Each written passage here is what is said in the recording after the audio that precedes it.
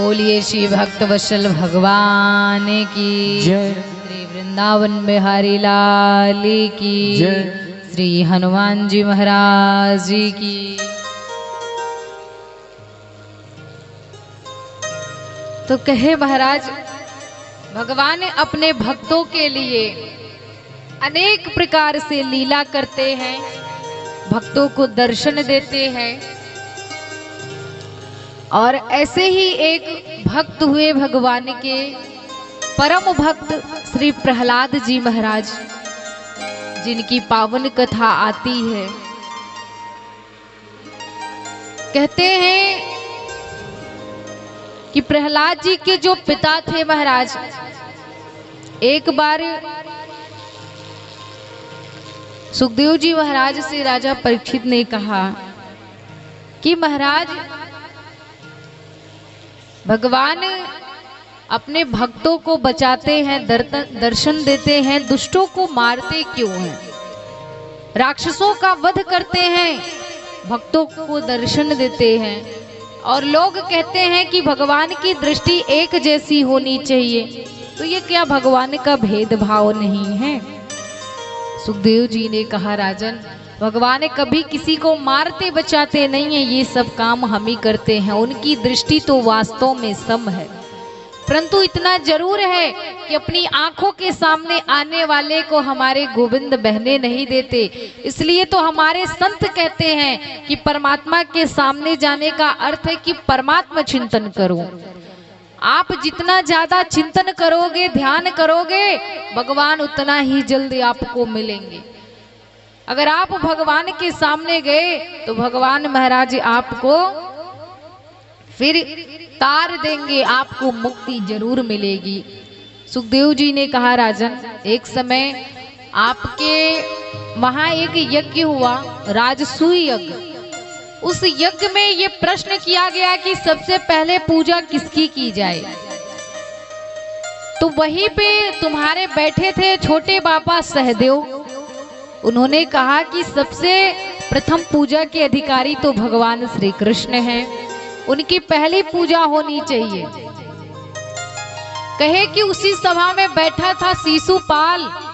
कहा, इस ग्वारिये की पूजा, जिसके पिता का पता नहीं, माँ का पता नहीं, बिरादरी का पता नहीं, 4 दिन पहले ये गैया चराता था, आज द्वारिका का ये राजा बन गया, तो इसकी पहली पूजा की जाए।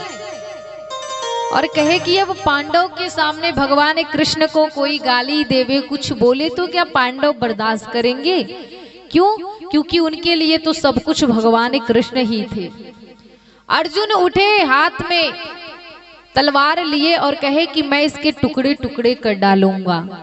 भगवान ने मना किया कि नहीं, इसे कोई नहीं मार सकता। और कहते हैं महाराज, एक एक गाली देते देते 101 गाली, 99 गाली शिशुपाल ने भगवान को दिया। कहते हैं बिना गाली दिए उसको पानी पीना भी अच्छा नहीं लगता था, और अकारण, बिना कारण ही भगवान को वो गाली देता था। और कहते हैं जब गाली देते देते 101 गाली जब पूरी हुई, भगवान के दिव्य सुदर्शन चक्र ने उसके सिर को धड़ से अलग कर दिया। और आश्चर्य तो तब हुआ कि जब उसके शरीर से वो प्राणों की ज्योति निकली, जो ज्योति 7 बार आकाश में भ्रमण करके उस भगवान के शरीर में विलीन हो गई, जिसे हमारे शास्त्रों में सायुज्य मुक्ति कहते हैं। इससे बड़ी कोई मुक्ति नहीं होती है।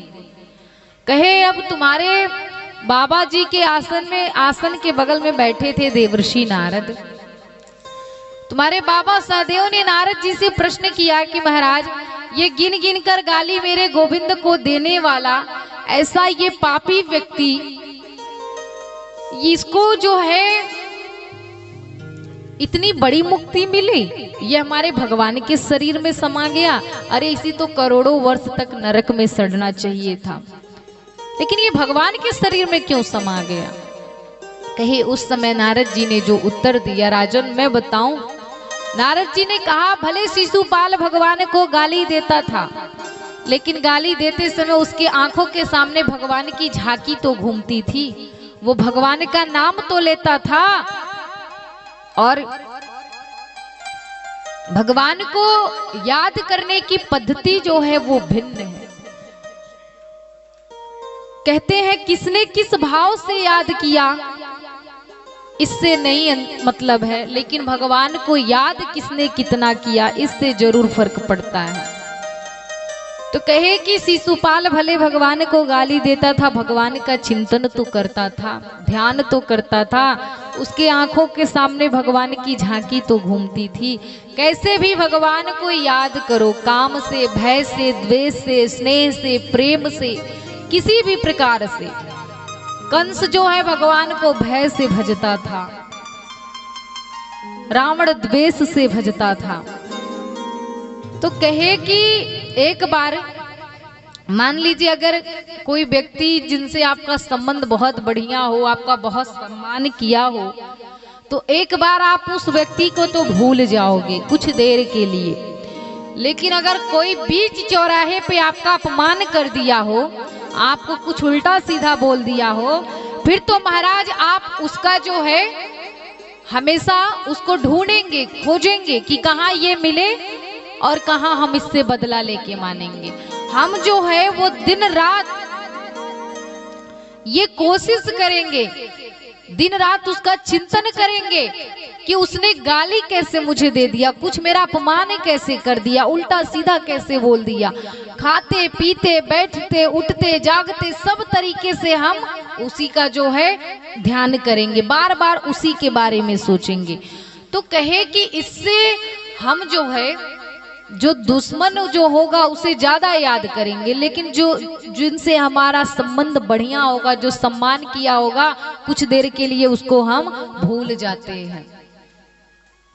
तो कहने लगे देवर्षि नारद की भले ही वो भगवान को गाली देता था, लेकिन भगवान का ध्यान तो करता था। और एक बार देवता लोग भगवान को भूल जाते हैं, लेकिन राक्षस नहीं भूलते। वो तो जब देखो तब खोजते रहते हैं, युद्ध करते रहते हैं। तो कहे कि इससे वो सबसे ज्यादा भगवान को याद किया। तो कहे कि किसी भी प्रकार से, किसी भाव से बस भगवान को भजो, भगवान से याद करो, भगवान को याद करो। जो